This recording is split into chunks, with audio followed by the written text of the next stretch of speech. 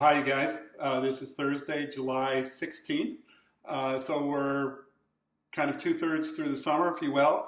But I'm not sure the summer ever started because it's so strange. And will the summer ever get over? I don't know. It seems so strange, right? This is very unsettling, very strange to go through all this stuff that's going on in our world. So at times I've been very challenged by it, very energized by the whole thing. And there have been other times I've been very discouraged by it and very just tired of it. Can we just get it over with, whatever it is, right? But it is what it is. And as we said this past Sunday, reality actually is our friend because it is inside reality that God's sovereignty and God's providence is really working out. And it's not just some big theological words. It's real stuff. It's how to live every morning. It's what to do when we get up and what we do with our day and how we handle our lives. And so maybe even more important than ever, this time of crisis as it forces us into asking questions that we are getting back into our series on what and why, answers that are grounded in faith and in hope, trying to give real answers to real stuff in our lives. In fact, it reminds me of several things. Four of the four fundamental questions that every human being, every man, woman, and child, especially as you mature, really have to answer in life. The first one is this: what's my origin? Where did I come from? How did this happen?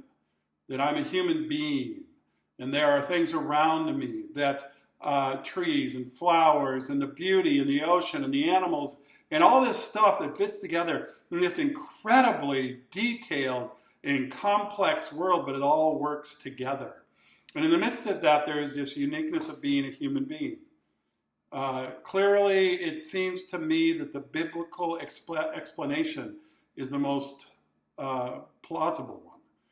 That we are created in the image of God in this unique way, and that we were given dominion over the world, not to abuse it and to use it, but to protect it and to guide it and to take care of it. And that's the unique role of mankind. But where did we come from? What's our origin?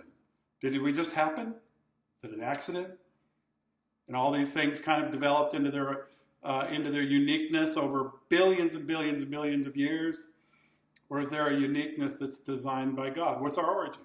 Second question we have to ask is, what is the meaning and the purpose of life itself? Why am I here? Why do I exist? What am I supposed to do? What is life all about? How do I fit into something of a design of life, or do we make it up for ourselves, whatever that might be? And sometimes when we make it up for ourselves, we begin to have collisions with one another, don't we? Because maybe our opinions of that are different. What if there is a meaning and purpose that was given to us, designed for us? We have to answer that question. The third question is, where would we find, how would we create a moral system by which to live life? Do we make it up for ourselves? And once again, we find ourselves in a head-on collision with other people whose moral system is totally different.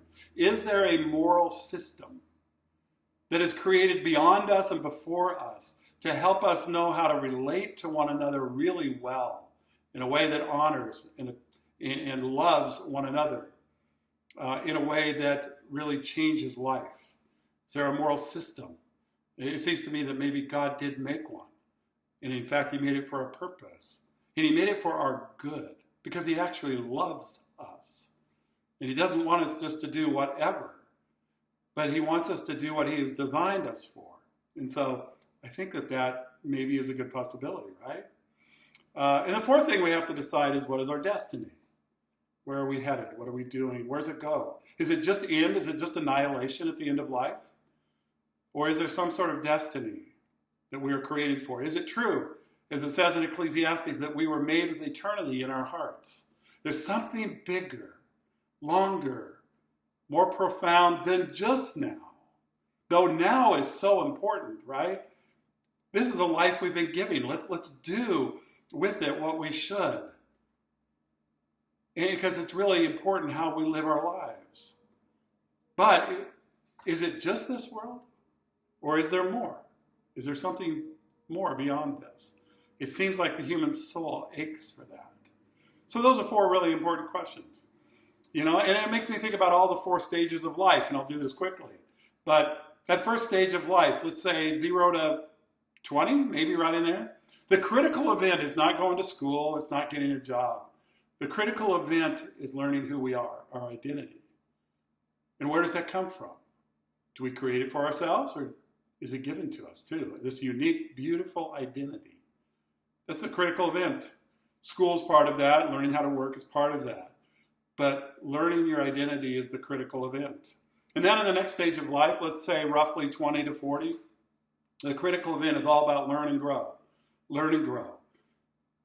We haven't arrived yet. We're still learning and growing when we're 20 to 40. Of course, we never totally arrive anywhere, right? We keep learning and growing all along. But this middle part of life, this 20 to 40, is all about learn and grow. We get married, we have kids, and we learn a lot, and we get a job, and we pursue this, and we try all sorts of things, and we learn, and we fail, and we're successful, all sorts of things, because it's all about learning and growing. And then eventually, when we understand who we are, and we have learned and really grown, we enter into this time where God has prepared us to have great influence. Maybe that 40 to 60, to exercise with energy, the kind of influence to touch a world that's in desperate need. How do we do that? Exercise influence. Humbly, as a servant, sacrificially, but also to exercise influence and not be afraid. So as we exercise influence, that we are doing it for the good of mankind. All right? And then that last part of life is really about exercising wisdom. Maybe 60 and above, knowing who we are, and we learned and we've grown and we've exercised influence.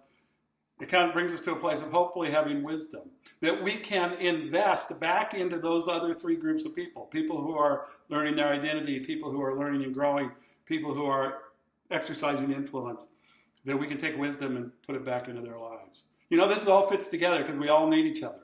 Every generation, in every way, we need each other to be a unit, to be the family, to be a body. And that's why Jesus called it the body of Christ. So those are kind of our 4 stages of life. Now it brings me to just where we're going from here. Churches have been a little bit subdued by these crises, and that's understandable.